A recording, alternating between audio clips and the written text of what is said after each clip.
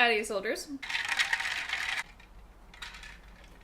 The sound of summer. Ooh, a change of filming angle. Spicy. If you don't know me, hi, I'm Rachel. I've made many a mention on this platform and my other social medias that I work in publishing, and a lot of people have a lot of questions on what that means. So I asked on my Instagram last week if you guys had any burning questions, and I've gathered them all here today to talk about with you today in today's video. Here now, presently, today. So of course, some disclaimers before I start. Now, publishing is an industry. It is a very large industry. There's so many different facets of it. And of course, I'm only gonna be able to talk about my own experiences. So I work in distribution, which means that I don't work directly with authors, I work directly with publishers. I'm on the marketing team of a book distribution company here in Vancouver, which means that I am one of the cogs in the machine of bringing a book from an author to the reader. I work in B2B sales, which means business to business. I do not work directly with customers or consumers.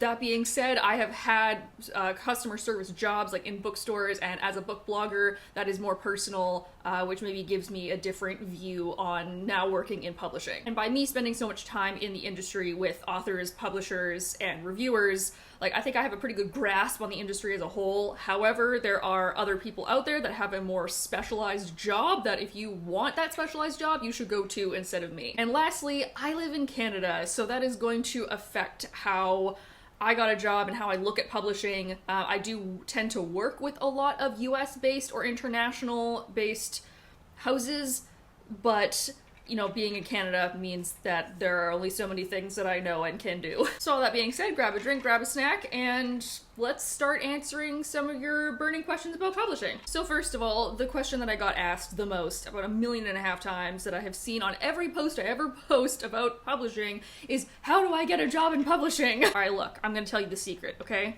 Come closer. Closer.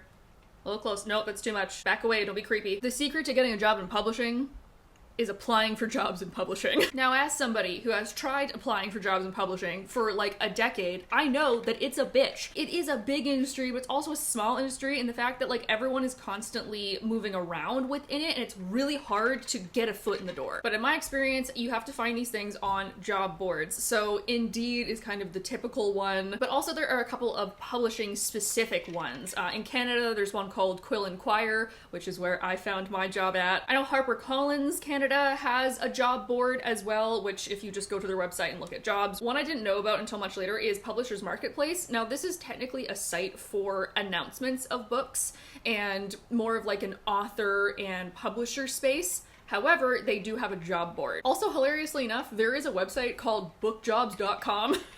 Although I do think that is more US based. Someone else asked about internships, and I think that's a great way to get your foot in the door. The ones that I know that do the most are Simon & Schuster, Penguin, Penguin Teen, and HarperCollins. Oh, and Harlequin as well. So you have a couple of options, which again, you can go to the sites, or you can even just type into Google, you know, publishing house internship. Hey, sorry about that. I don't know what the hell my ISO was up to. So next question, obviously, is how did I get my job? And it's kind of a funny story. So I actually met my current bosses how old am I? 7, 8 years ago? Oh my god, what is time? So I used to work at Chapters, or Indigo, or whatever it is these days. I will forever call it Chapters. And I also refuse to call that section Room of Her Own. Roho? That is stupid. Ex-Chapters kids or Cole's kids? Turn up in the comments. But when I worked at Chapters, I got invited to go to the Raincoast TBR Preview, which is a event that bloggers and bookstore employees get to go to through my company. And that is where I met the people that I now work for, because they were putting on presentations of the books that were coming out, and I got a relationship with them as both a bookstore person and also as a blogger, because at that point I was starting to get more into book blogging, and I was writing reviews, and I was contacting them asking for advance copies. And even years later when I left Chapters, by that point I had established myself more as a book blogger and like having a blogging presence online, so they continued to work with me. And then last year I happened to be perusing the job boards and saw that Raincoast Books needed somebody else on their marketing team, so I immediately applied. It was a short and sweet interview. It was very nice because they already knew me and I already knew them, so I kind of got that job almost by accident, because I've been trying to get into publishing for like 60 whole years, and it happened within a week. Next question is, what kind of degree do you need, or do you need a degree to work in publishing, or do you need to have a degree in a specific field to work in publishing? And to my experience, no, you do not. Like, sure, it helps having a degree in a field adjacent to or related to the thing that you're currently doing. I don't have a publishing degree. I have an English degree, which again is adjacent. And I have people in my office who have publishing degrees or publishing certificates. There are also people in my office that have degrees in communication and public relations and finance and business. And like, some positions might be more strict with the degree or type of certification that you have, but for the most part, a lot of it is a learn as you go process. So I wouldn't stress too hard about what degree you do or don't have. Like, if you don't have a writing degree, but you've headed your school magazine for the last 4 years, or you have like 6 years of admin experience, like, I don't see why that's any less valuable just because you don't have a piece of paper saying that like you can write a story. There's a lot of things that you can do that fall under the publishing umbrella that's not just like being an agent or being an editor. A more personal question is, how has the shift over from my previous job into publishing been for me? And honestly, I can say it's amazing. Previous to this job, I actually worked at SFU, which is one of the big universities in the Vancouver area, and I was working in their science department. I was doing admin for the Faculty of Science. That was a full-time gig. I was going to an office 9 to 5 for 5 days a week, while also trying to do my own bookish stuff and like grow my own social medias, which I think really did happen over 2021 and 2022. And at my admin job, I was the youngest person there, except for like one other person, by like 20 years. So I had nothing in common with any of my coworkers, who were all wonderful, by the way. I really enjoyed my time working at SFU. I didn't leave because of like a workplace incident. I left because I wanted to grow in my career. And up until last June, I was also a student at SFU, so I was both going to class and also employed full-time. But I finally graduated last year, you know. My university career was rough, but so much of my life and my time and my brain power was at that institution that I felt like I was trying to cram fun, you know, into weekends or into evenings. Well, I had class in the evenings most days, so I was wiped. And because I was growing specifically on TikTok in such a rate, I felt like I had to put out more videos and more content, so I was so stressed about it all the time. But now that I'm in a position in the industry that I originally wanted to go into, and I am surrounded by books and like bookish people and bookish content all the time, it's really chilled me out. Plus I get to work from home, so that saves me a lot of money on transit. Whereas before I felt like I was scrambling to have time to like be in a bookish space. Now that I'm fully in a bookish space, I am just like so much more relaxed. It feels a lot less like I have to jump on the one opportunity I have, because I know I'm just in a place that I can do that all the time. And my camera overheated for the second time. So this next question is not technically what I do, but I thought it was interesting and I want to talk about it. So we were talking about how many edits does it take before a project is finished. So I don't work directly with manuscripts. I am not in editing, I'm in distribution. But as somebody who has beta read before and like have a ton of friends who are authors and heard their struggles, usually a manuscript goes through anywhere on average 3 to 5 rounds of edits. That changes all the time. Maybe there are multiple rounds of line edits. Maybe if you have a sensitivity reader, that's a whole other edit. I have an author friend who went through 10 rounds of edits and she fully rewrote her book 3 times.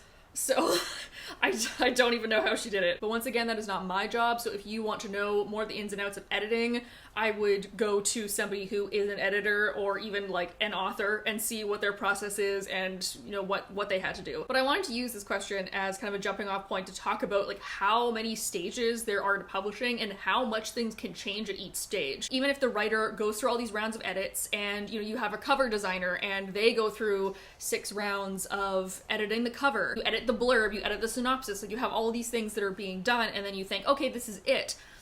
I've been at presentations where the final product still needs edits to it. Like this one marketing meeting I was in, we were talking with a publisher who was coming out with this line of children's books, and all of us kind of squinted at the title, like slightly derogatory, and so all of us were kind of like, I think you should change the title. And they ended up doing that, and it was coming out in like 4 months. Or sometimes Canada in specific will have a Canadian edition of something because our spelling is different than the US. You know, for like color, there's like an extra U in there. Also, what we have a lot of is drop-in titles. So I do a lot of work with the catalogs that we have, and like that's one of my boss's main jobs, is just like going through and making sure that like we have lists of what is coming out in the next 4 to 6 months, what's coming out in each season. Publishing works in seasons, and my company personally works in 3 seasons. We do summer, fall, and winter, but other companies I know have 4 seasons, and then other companies I know have 2 seasons. It's honestly very confusing and very annoying when I'm trying to catalog things. But most publishers will have, you know, from September to December is a season, and everything that comes out in that time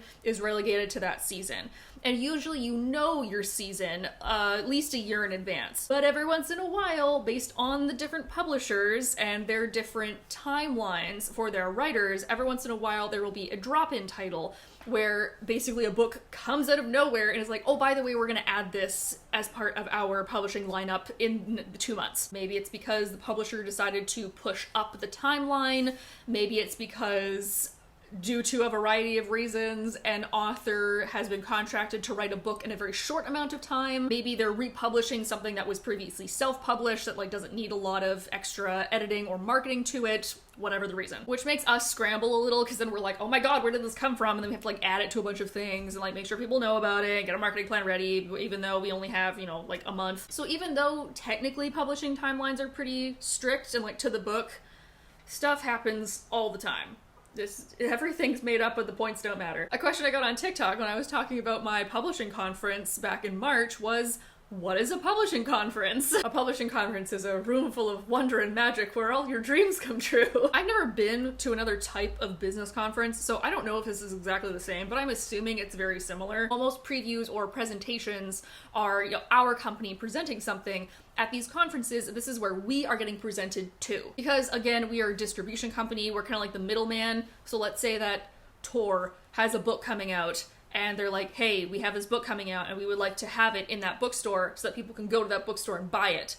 So can you make sure that our book gets from us to that bookstore so people can buy it? And we're like, got you, fam. And then, you know, that's how we do things. So that means that we have reps from across Canada that work with bookstores to get our products into them. That means that we have people from the imprints of publishing companies like coming to visit us. And it's basically just a series of presentations by all of the people that we distribute, giving us the lowdown on what things that they are going to be offering in the season that we are talking about. So for example, in March, I had the fall publishing conference because we always do 2 seasons ahead of time. So there's maybe like 40 of us in a room getting presented to. And so we saw the fall lineups of products by people like Page 2, Sourcebooks, Macmillan. We had like gift things as well from like Paper Blanks and Gallison. There's some long days because I was at that conference center from 8:30 in the morning until like 6 p.m. for 5 days in a row, and let me tell you, I was done by the end of that week. But at the same time, I got to talk about books with a ton of people. I got to meet some people, make some connections with new publishers, get all the tea on what's coming out in the next couple of months, and know what to request. By the end of the conference, I was playing a fun game called How Many Advanced Copies Can I Request from Macmillan Before They Block Me? But they haven't said no to anything yet, so I think I'm winning. This next one is expectations versus reality, and this question comes from Cam, who is our publicist, so thanks, Cam. We follow each other online. My expectations towards like my specific position versus working in publishing, I think, are a little different. I was expecting to be more on like the social media side of things when I joined the company, but instead I'm more on like the digital catalog and database side, which isn't bad. I like that as well. In publishing, or like my company in general, I didn't expect the scale on which we operate, because like my company is a distributor for a ton of different imprints and their imprints for all of Canada. So like if you have seen, for example, a Macmillan book in Canada, it likely came from my company. I think I'm just like, oh, you know, I've known these people for so long and they're in Vancouver and they're local and like, oh, that's fun. But I didn't realize that I'm like, oh, like I'm talking to people to make sure that people across Canada, like the entire country, have this title in their store. That's cool. Also very intimidating. Favorite aspect of the job, not including promos or arcs. People here and on TikTok know that I take advantage of my boss so much to be able to get advanced copies of things. I think it's hearing from authors, because like even earlier today I was in a meeting where some authors came on to talk about a book that they're publishing, and it's really nice to have and see and interact with authors on a different scale than you would as like somebody in an audience for an event. Being able to talk to an author on a more personal or a less formal scale is really cool, because you get to see like what they're excited about, and maybe they'll like give you extra tidbits that like you wouldn't find out about if you were at a launch party. Just like a little bit more chatty and personal, you know, I really like that. Going along with that, my least favorite aspects. Thank you, Eileen, really trying to expose me. We've been blogging together for years, and she's really trying to get me to spill this tea. Considering our company is Canada-wide, and we also talk to a lot of people in the States, my least favorite thing about this is the 8 a.m. meetings, or sometimes 7 a.m. meetings due to time zone differences. You are literally a company that enables me to read until 2 in the morning, and yet you schedule an 8 a.m. phone call just so we can talk to people in like Indiana? Rude. How often do I get arcs that I don't read? Next question. No, I'm kidding.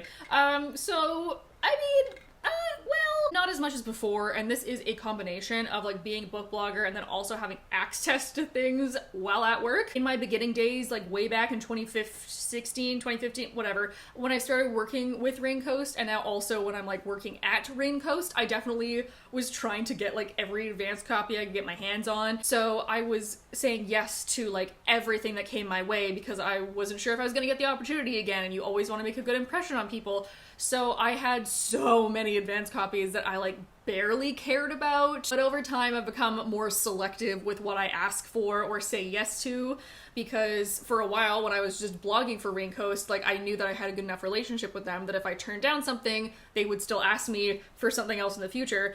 And then also just like as a blogger, having to know what you can and cannot commit to, both like time-wise and also like shelf-wise. Not gonna lie though, every time I go into the office, there's at least one thing that I go, ooh, can I have that? And because of that, I have in fact brought home a couple of things that are not high priority reads, but I'm like, ooh, the cover's pretty and I have access to it, so yoink. But I have mostly tempered the book dragon inside me that loves to hoard pretty shiny covers and advanced copies, so I don't request as many as before. And lastly, how do I manage both my job and my book blogging? It is a little odd, in both a good way and a bad way, having a job that is also directly related to your hobby. If we're talking purely about scheduling, I tend to film and shoot a lot of things on weekends or like in the evenings, and especially since I work from home, I can do that, you know, the minute that I'm off work instead of having to transit for an hour home. Also, sometimes I'll shoot a Bookstagram photo like on my lunch break or like in between meetings if I need to get up and walk around, or I have an idea that I just like really want to do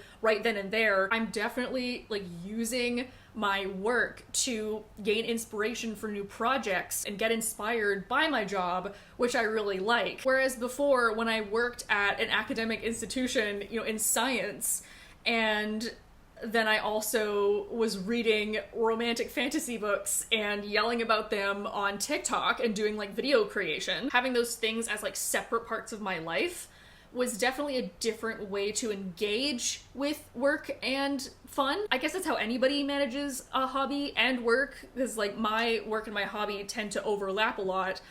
But, you know, if my hobby was rock climbing, or what's another hobby people can have, like baking, I would probably do that, you know, after work or like on a weekend, which is what I do already.